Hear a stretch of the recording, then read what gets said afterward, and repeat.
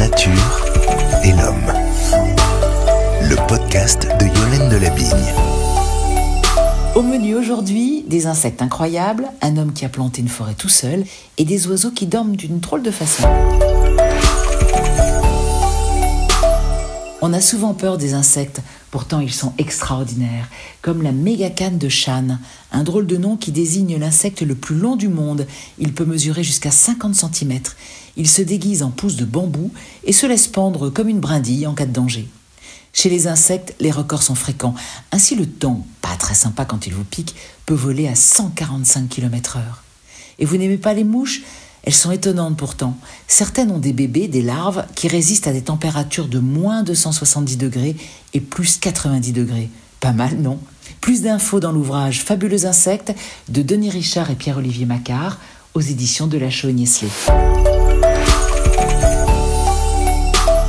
Certains luttent contre la déforestation, comme Jadav Payeng, qui a planté de ses propres mains des millions d'arbres sur son île natale, au nord-est de l'Inde. Il avait 16 ans en 1979, quand le pays subit des inondations terribles et qu'il découvre un paysage dévasté avec des centaines de cadavres de serpents. Traumatisé, il va voir les vieux sages de sa tribu qui lui disent « faudrait replanter des bambous pour aider la nature à se défendre ». Banco, le soir, le week-end, dès qu'il pouvait, pendant 40 ans, il a replanté 550 hectares et a reconstitué une forêt où vivent aujourd'hui des éléphants et des rhinocéros. Surnommé l'homme-forêt, c'est devenu un héros en Inde. Dormez-vous bien ? Avez-vous le sommeil léger comme les oiseaux ? Certains ne dorment que d'un œil, car chacun de leurs yeux communique avec une seule moitié de leur cerveau. L'intérêt, se détendre tout en surveillant les dangers.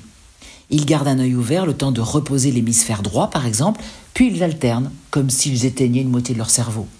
Dans les groupes de canards, par exemple, ceux du centre dorment totalement, tandis que ceux en périphérie utilisent ce demi-sommeil pour protéger le groupe. Et comment font ceux qui dorment sur une branche pour pas tomber ? Ils ont développé des tendons dans leurs pattes qui serrent involontairement la branche, même en plein sommeil, pour que l'oiseau puisse réellement se relâcher. La performance est telle que certains réussissent à dormir la tête en bas, comme le colibri, petit mais costaud. La nature et l'homme. Le podcast de Yolène.